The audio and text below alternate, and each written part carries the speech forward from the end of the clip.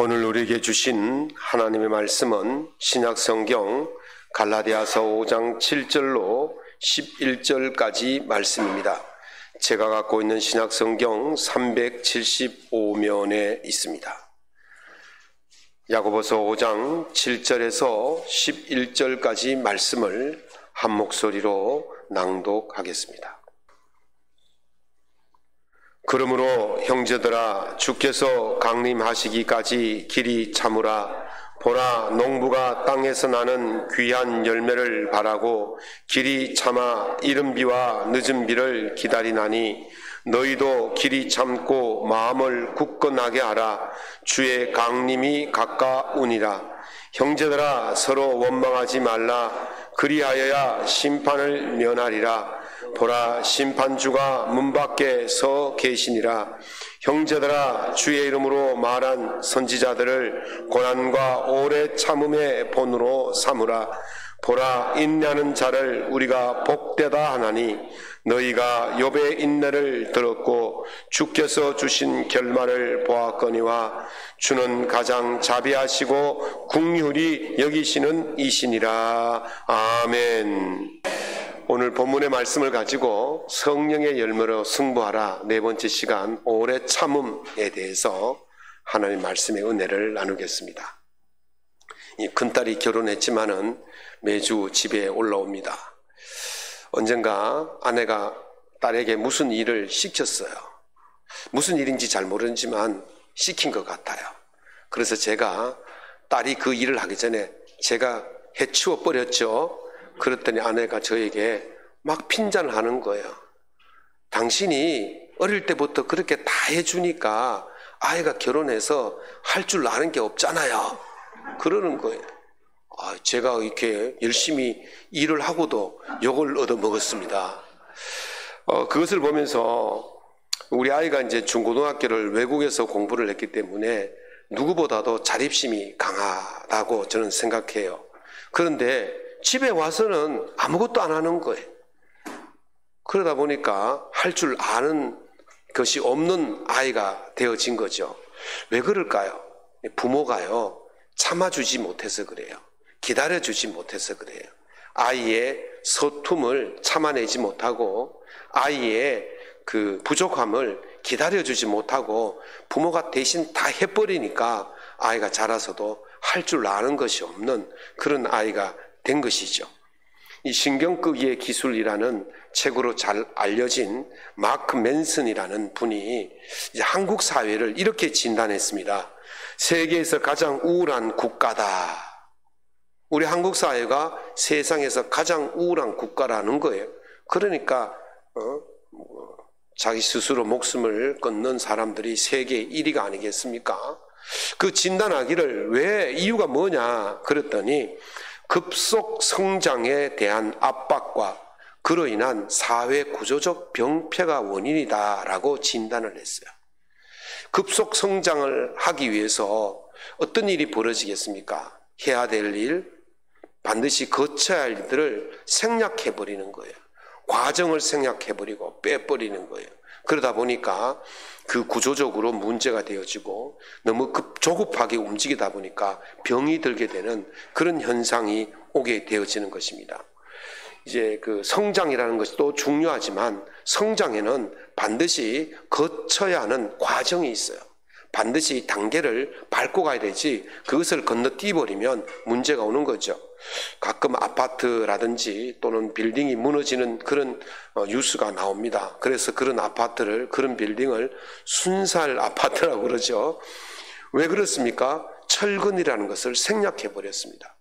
콘크리트 타설하고 보통 양생기간이라고 그래요. 콘크리트 말리는 기간이 평균 28일 정도가 걸려야 하는데 그것이 기다리는 시간이 아깝다고 시간을 줄여버리죠. 28일 기다려야 될 걸 15일만 기다리고는 그 위에 다시 건물을 올려버리면 그는 콘크리트가 다 굳지 않았기 때문에 무너질 수밖에 없게 되는 것입니다. 거쳐야 하는 것, 있어야 하는 것들을 생략해버리면 반드시 재앙이 닥치게 되는 것입니다. 공자의 제자 자하가 거보라는 지역에 읍장이 되어서 이제 가게 되었을 때 공자에게 찾아와서 선생님, 정치가 무엇입니까? 라고 물었어요. 그랬더니 공자가 이렇게 말합니다. 빠르게 하려 하지 말고 작은 이익에 한눈 파지 말라. 빠르게 하려 하면 도달하지 못할 것이고 작은 이익에 한눈 팔면 큰 일을 이루지 못하게 될 것이다. 그렇게 이야기했어요.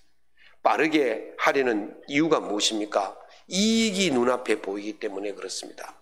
이익이 눈앞에 보이면 그 이익을 놓칠까 봐 조급하게 할 수밖에 없는 거죠. 조급하게 하다 보면 거쳐야 하는 과정, 있어야 할 것들을 생략해버리는 그런 함정에 빠지게 되는 겁니다. 편법을 쓰게 되어지고 생략해버리고. 여러분들 밥할 때 가장 중요한 게 뭔지 아십니까? 뜸 들이는 겁니다. 뜸 들이는. 아무리 쌀을 저기 어디에 그 임금님이 먹는 그런 쌀을 씻고 5번, 6번을 하얗게 씻어도, 그리고 잘 물을 맞춰서 앉혀 놓아도 마지막 5분, 마지막 3분 그 뜸을 안 들이고 다 됐다 싶어서 뚜껑 열고 먹으면 어떻습니까? 설익어서 못 먹는 거예요. 아무리 좋은 쌀이라 할지라도, 아무리 좋은 물이라 할지라도 그 뜸이라는 과정을 생략해버리면 모든 것이 허사로 돌아가는 거예요. 2분, 1분을 참지 못하면 다시 처음부터 다시 해야 되는 그런 우를 범하게 된다는 것입니다. 우리가 예수 믿을 때, 신앙생활 할 때도 마찬가지입니다. 좀 신앙생활을 편하게 하고 싶고, 신앙생활을 좀 빨리 좀 뭔가를 좀 이루고 싶어서 편법을 쓰고 큰 길로 가고, 그렇게 하다 보면 우리는 중요한 것을 놓쳐버립니다. 십자가의 길은요, 지름길이 없어요. 예수 믿는 것은 지름길이 없어요. 예수 믿는 길은 그 길을, 십자가를 지고 그 고난의 길을 천천히 예수님과 함께 갈 때에 그 길을 완성해 이룰 수가 있게 되는 것입니다. 근데 손자병법에 보면 우직지계라는 말이 있어요. 지름길이 아니라 돌아가더라도 제대로 가야만이 그 길을 이룰 수가 있다는 말이죠. 우리가 힘들고 어려워도 예수님과 함께 제대로 가기를 예수 이름으로 축원합니다. 우리가 힘들고 어렵더라도 성령님과 함께 제대로 가면 그 길이 긴 시간이라 할지라도 반드시 이루어지고 얻게 되는 은혜가 있게 될 줄로 믿습니다. 바울 사도는 이 세상의 특징 중에 하나가 조급함이라 그랬어요. 조급함. 그래서 우리 보고 이 조급함에 시달리지 말고 인내로서 우리 앞에 당한 경주를 해라고 말씀하시는 거예요. 그래서 인생의 신앙의 길을 가는 건 경주예요. 마라톤이에요. 언제가 이루어질지 모르지만 그 길을 우리가 인내하면서 참고 가야 되는 겁니다. 편법, 지름길, 생략, 이것은 신앙인에게 주어지는 말이 아니에요. 우리는 우직하게 주님과 성령님과 함께 그 길을 천천히 인내하고 걸어갈 때에 반드시 그 길이 이루어지게 될 줄로 믿습니다. 그래서 오늘 야고보 사도는 이렇게 이 길을 가는 사람들, 인내하며 오래 참으며 가는 사람들의 태도가 어떻게 해야 하는지를 몇 가지를 말씀을 하는데, 첫 번째는 연연하지 말라는 것입니다. 5장 7절 전반절에 주께서 강림하시기까지 길이 참으라, 그렇게 말씀하고 있습니다. 예수님께서 오시는 그 날짜가 언제인지 알지 못해요. 아시는 분 혹시 계십니까? 저기 이무시 씨라든지 정무순 씨라든지 안무순 씨는 안다고 그렇게 큰 소리 치다가 망신을 당한 경우인데 알 수가 없어요. 예수님이 언제 오시는지는 누구도 모르는 겁니다. 이제 우리가 기간에 있으면 힘들어도 쉬워요. 아침에 출근해서 9시에 출근해서 저녁 6시에 퇴근 시간이 딱 정해져 있으면 그 과정 중에서 힘들어도 버틸 수가 있는데, 아이고 퇴근 시간이 없다 그러면 얼마나 힘들겠습니까? 군에 갔다 오신 분들 흔히 하는 말이 있잖아요. 거꾸로 매달려도 국방부 시계는 돌아간다. 옛날에는 3년이었어요. 요즘은 2년 20개월 이렇게 하잖아요. 그래도 얼마나 고달프고 힘들겠습니까? 그러나 시간은 오면 끝나는 거예요. 20개월이 지나면 전역을 하는 거예요. 그러니까 고달파도 버틸 수 있는 거예요. 고달파도 힘들어도 버틸 수 있는 거예요. 그런데 그게 없어요. 기간이 없어요. 그러면요, 얼마나 힘든지 모릅니다. 가장 힘든 것이 언제인지 모른다는 것이죠. 예수님께서 재림하실 때에 징조를 말씀하시면서 그 재림의 때를 대해서 말씀하십니다. 그날과 그때는 아무도 모른다. 천사도 모르고 나도 모르고 오직 아버지만 아신다. 그러나 그때는 노아의 때와 같다. 그렇게 말씀을 하셨습니다. 몰라요. 아무도 몰라요. 그러니까 그 예수님의 재림의 때를 기다리는 것이 얼마나 힘들고 어렵습니까? 그래도 기다리는 자들에게는 은혜가 있는 거예요. 하나님께서 노아에게 대홍수가 있을 것이라고 말씀을 하시고는 방주를 지으라고 말씀하셨잖아요. 그 방주를 짓는 기간이 얼마나 될까 제가 한번 자료들을 찾아보니까 어떤 신학자는 120년이다. 어떤 신학자는 100년이다. 어떤 신학자는 80년이다. 이렇게 말합니다. 120년이든 100년이든 80년이든 지금 우리 시대의 나이를 비하면 그거는요, 한 사람의 일평생이에요. 내가 살아있는 동안 뭔가 좀 이루어졌으면 좋겠는데 그게 언제인지 모르는 그런 오랜 시간을 기다려 한다는 것이죠.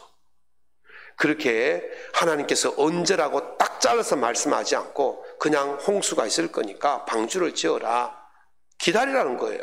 인내하라는 것이죠. 그런데 노아가 그 말씀을 듣고 그대로 했다는 거죠.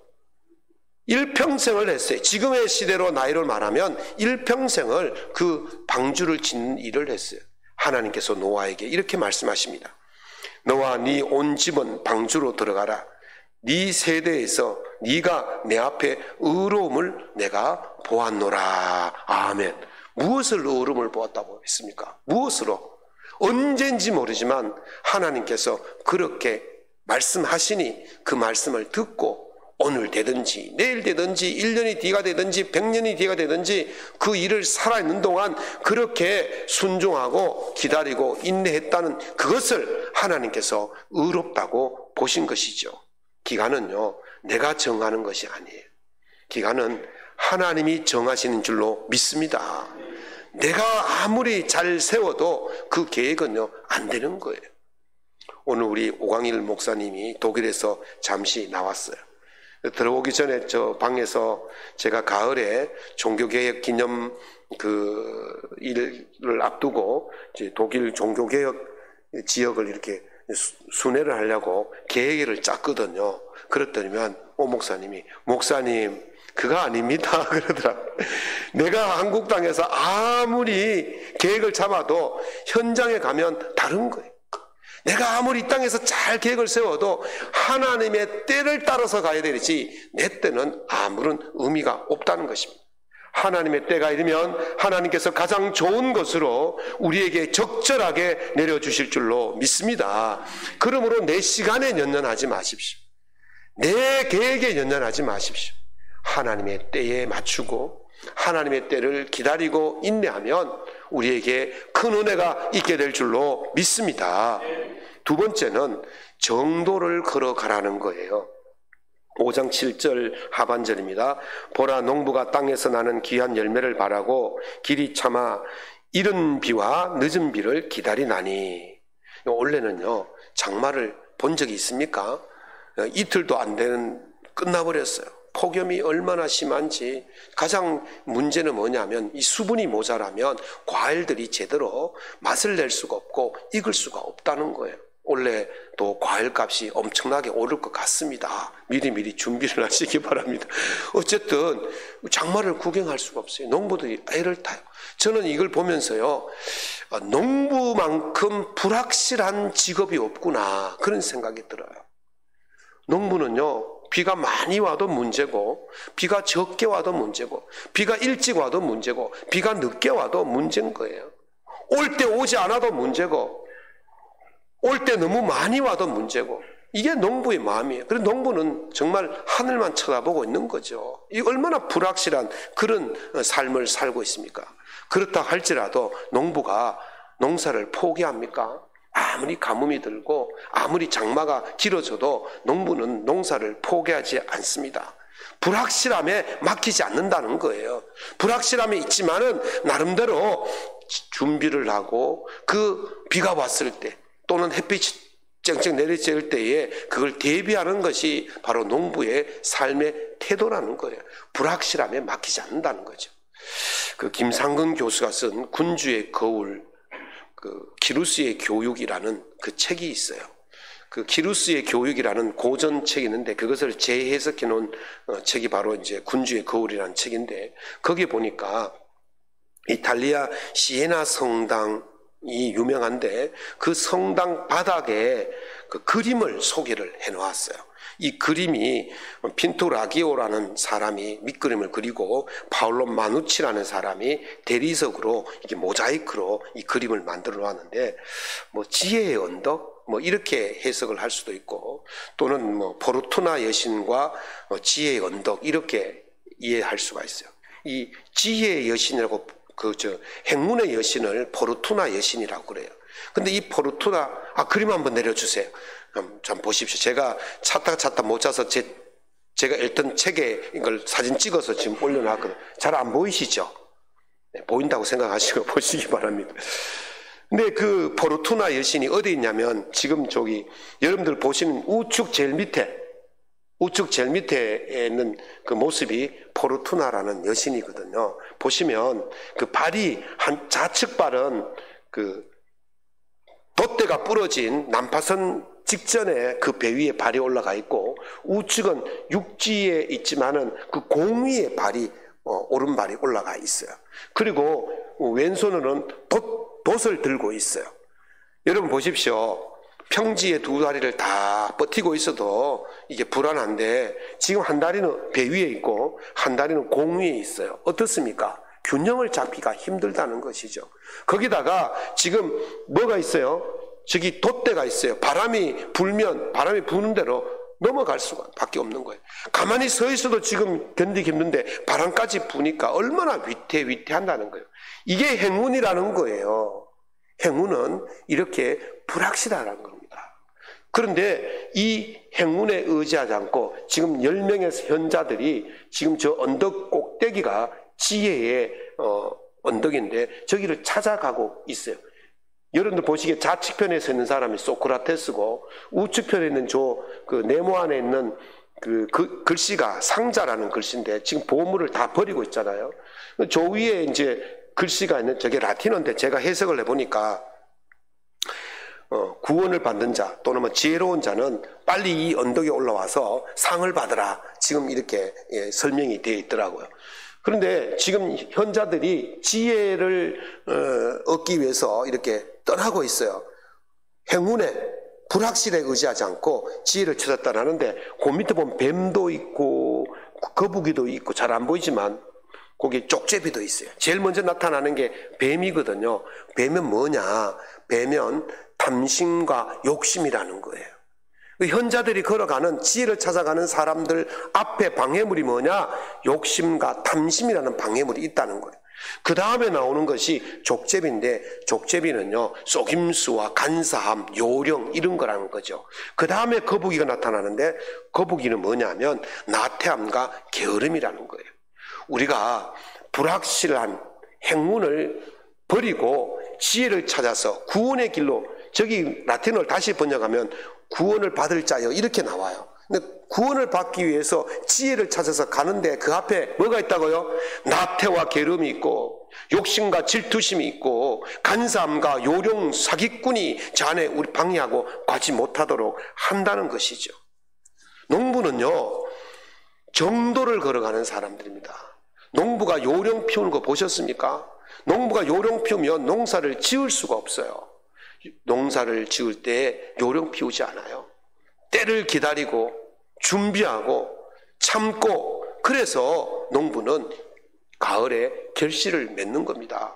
농부가 요령 피워서 하면 농사를 망치게 되어 있습니다.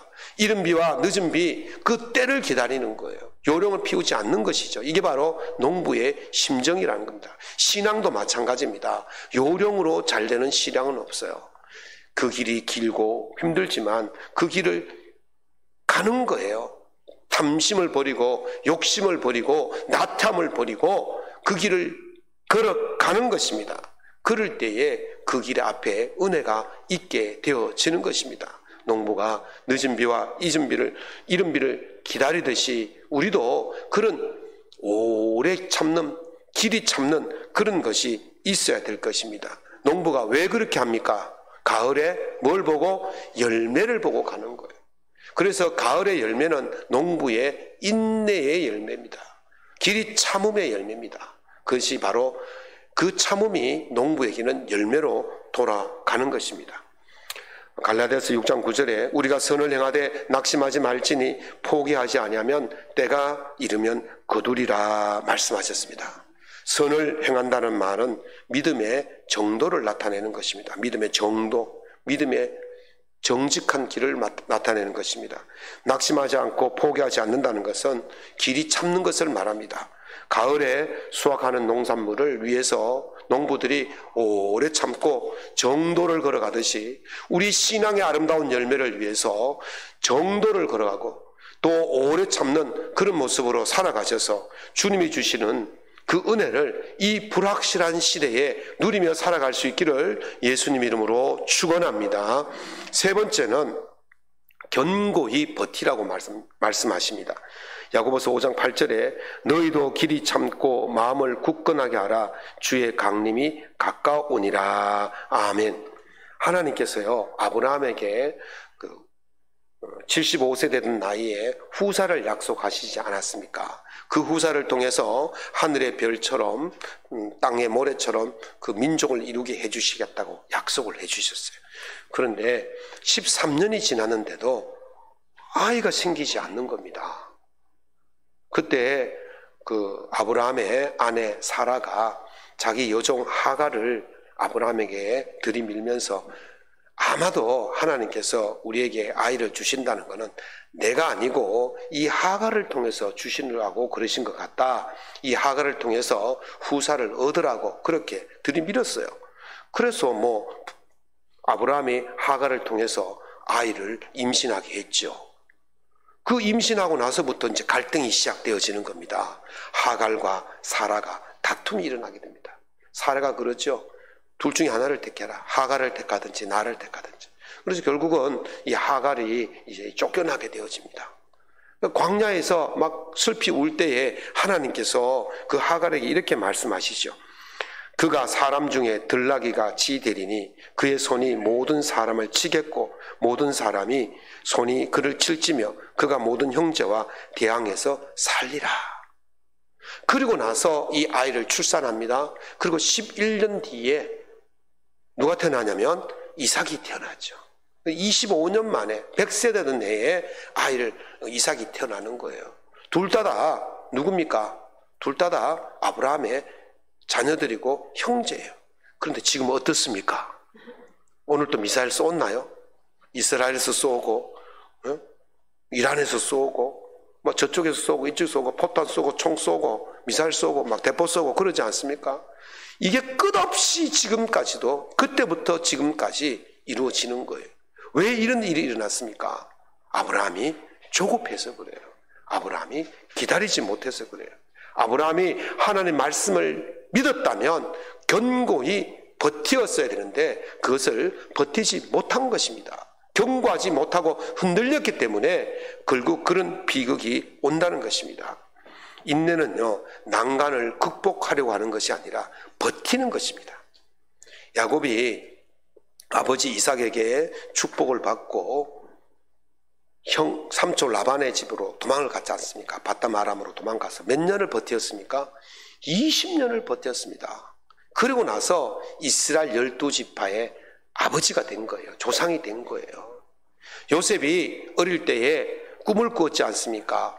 아버지와 부모의 볕단과 형제의 볕단이 자기에게 절하는 것을 보았습니다. 무엇입니까? 형제 중에 최고가 된다는 그런 꿈 아니었습니까? 그런데 어디로 갔습니까? 애굽의 노예로 팔려갔지 않습니까? 노예 생활을 몇 년 했습니까? 10년 했습니다. 감옥 생활을 3년 했어요. 13년의 시간을 버티었습니다. 다윗이 사무엘로부터 차기 왕이 될 거라는 기름 부음 받고 몇 년이 걸렸습니까? 도망자의 생활만 10년을 했어요. 버틴 거예요. 여러분 생각해 보십시오. 노예가 무엇을 극복할 수 있겠습니까? 종이 무엇을 극복할 수 있겠습니까? 감옥에 있는 사람이 무엇을 극복할 수 있겠습니까? 도망자가 무엇을 극복할 수 있습니까? 그냥 버티는 거예요. 20년을 버티고 15년을 버티고 13년을 버티고 10년을 버티는 거예요. 버티면 때가 이르면 하나님께서 그 일을 이루어 주실 줄로 믿습니다. 그 버티는 동안 무엇을 해야 되느냐 하면요, 오늘 본문에 보니까 5장 9절에 형제들아 서로 원망하지 말라 그리하여야 심판을 면하리라. 보라 심판주가 문 밖에 서서 기다리니라. 그렇게 말씀하고 계십니다. 버틸 때 가장 좋은 방법은 원망하지 않고 비교하지 않는 겁니다. 여러분들 힘들면 어떻게 합니까? 원망합니다. 힘들면 비교합니다. 원망하고 비교하면 주님께서 오실 때에 그 원망과 비교 때문에 우리 심판을 받게 될 것입니다. 그러므로 오래 참는 좋은 방법 중에 하나가 뭐냐면 원망하지 않고 기다리는 것입니다. 원망하지 않고 버티는 것입니다. 그때에 놀라운 은혜가 있게 되는 것입니다. 어느 목사님이 책을 썼는데 그 책을 읽다 보니까 꼭 제 아내의 이야기를 써놓은 것 같아가지고 제가 아내를 불렀어요. 여보 이리 와. 여기 당신 이야기가 있다. 그러면서 제가 읽어주었어요. 이렇게 써놨습니다. 내 아내는 무척 착하고, 아멘 안 하시네. 내 아내는 무척 착하고 소심한 사람이다. 어디 가서 싫은 소리 한마디 제대로 못하는 사람이다. 맞는 것 같죠? 그런데 나한테만 예외다. 잔소리도 하고 짜증도 내고 때로는 상처 주는 말도 한다. 똑같더라고요. 그래서 제가 불러서 이리 와봐. 당신 이야기가 여기 써 있다. 여러분, 아내가 제게 상처를 주고 싫은 소리하고 짜증을 내고 그때마다 제가 버럭할 때도 있겠지만 그래도 어떻게 합니까? 그냥 그러려니 하고 품고 사는 겁니다. 그냥 가는 겁니다. 참고 가는 겁니다. 그 목사님도 그래 놨더라고요. 그래도 참고 간다. 그래서 놨더라고요. 똑같더라고요. 아마 여기에 계신 남성분들도 마찬가지일 겁니다. 그냥 사는 거예요. 그냥 버티는 거예요. 그냥 버텨야만이 사는 거지. 왜 당신은 저 옆집 아저씨인데는 안 그러면서 나에게만 그러냐고 그렇게 원망하고 옆집 아저씨하고 비교하는 그 순간에 모든 것이 깨어지는 것입니다. 비교하지 않기를 원합니다. 원망하지 않기를 원합니다. 그럴 때에 그것이 아름다운 열매를 맺을 수가 있게 되는 것입니다. 사랑하는 성도 여러분, 신앙은 버티는 것입니다. 신앙은 길이 참는 것입니다. 농부가 이른 비와 늦은 비를 기다리듯이 그렇게 오래 참고 기다리면 하나님의 때에 그 일이 아름답게 이루어지게 될 줄로 믿습니다. 잘 버티어서 주님의 심판날 상급받고 칭찬받는 복된 성도들 될 수 있기를 예수님 이름으로 축원합니다. 말씀을 맺겠습니다. 하나님께서 우리에게 은혜를 베푸시려고, 우리에게 은혜를 주시려고 가장 적당한 때를 기다리십니다. 그 기간이 언제인지 알지 못합니다. 그러나 우리는 모르지만 하나님께서는 최적의 시간을 정하셔서 우리에게 주시려고 준비하고 계십니다. 이사야 30장 18절 말씀입니다. 여호와께서 기다리시나니 이는 너희에게 은혜를 베풀려 하심이요 일어나시리니 이는 너희를 궁일이 여기려 하심이라. 대저 여호와는 정의의 하나님이시라. 그를 기다리는 자마다 복이 있도다. 아멘. 하나님의 때와 우리의 때는 분명히 다릅니다. 우리가 아무리 잘 정해놓아도 하나님의 때만큼 좋은 것은 없습니다. 하나님께서 그 때를 따라서 우리에게 은혜를 주실 때 그것이 바로 최고의 은혜인 줄로 믿으시기 바랍니다. 그를 기다리는 자에게 바로 복이 있는 것입니다. 오늘 본문에서 야고보 5장 11절에서 말씀하십니다. 보라 인내하는 자를 우리가 복되다 하나니 너희가 욥의 인내를 들었고 주께서 주신 결말을 보았거니와 주는 가장 자비하시고 긍휼히 여기시는 이시니라. 아멘. 우리 중에 욥의 고난보다 더 큰 고난을 겪는 분이 계십니까? 우리 중에 욥의 기다림보다 더 간절한 기다림을 가지고 계신 분이 계십니까? 욥의 인내보다 더 큰 인내로 살아가시는 분이 계십니까? 그렇지 않을 것입니다. 그러나 욥의 결말을 보면 그 큰 고통 중에서도 주의 은혜를 기다렸기에 욥의 결말이 어땠습니까? 갑절의 은혜를 받은 줄로 믿습니다. 예수님께서 승천하시면서 제자들에게 약속하신 것이 있어요. 이게 왜 필요하냐면요, 지금 이 땅을 살아가는 우리는 기다린다고 기다리지만 우리 힘으로는 안 되기 때문에 그렇습니다. 우리 힘으로 아무리 기다려도 순간순간 우리는 넘어지고 포기하고 좌절할 수밖에 없는 것입니다. 그래서 주님께서 약속하신 것을 기다려야 되는 거예요. 무엇을 기다려야 됩니까? 주님께서 이렇게 말씀하십니다. 예루살렘을 떠나지 말고 내게서 들은 바 아버지께서 약속하신 것을 기다리라. 아멘. 약속하신 것이 뭡니까? 바로 성령님이에요. 제자들이 예수님이 승천하신 후에 무서워서 골방에 숨어 있었지 않습니까? 부활도 목격했어요. 그런데도 그들이 두려워서 숨는 거예요. 왜 그렇습니까? 성령이 함께 하시지 않았기 때문에 그렇습니다. 성령이 와야 주님 다시 오실 때까지 그들이 길이 참고 인내하며 그 주신 사명을 이룰 수가 있는 것입니다. 성령을 받고 나서 어떻게 되었습니까? 골방문을 팍 차고 나가서 예수가 주시라고 증언하고 복음을 전하고 죽기까지 그 일을 감당하지 않았습니까? 우리 힘으로는 안 됩니다. 우리 힘으로는 증거할 수도 없고 우리 힘으로는 인내할 수도 없는 거예요. 성령이 오셔야 가능한 것입니다. 그래서 성령의 열매 네 번째, 바로 오래 참음이 필요한 겁니다. 성령께서 왜 우리에게 이런 오래 참음의 열매를 주십니까? 이 열매를 통해서 주님 오실 때까지 길이 참고 기다려서 우리의 사명을 잘 감당하여서 은혜를 받으라고, 복을 입으라고 그렇게 말씀하시는 것입니다. 사랑하는 성도 여러분, 성령 받기를 위해서 기도하십시오. 성령 받기를 위해서 간절한 마음으로 간구하십시오. 그리하여 성령 받아서 주의 열매로 오래 참아 주님이 주시는 은혜를 누리며 살아갈 수 있기를 예수님 이름으로 축원합니다.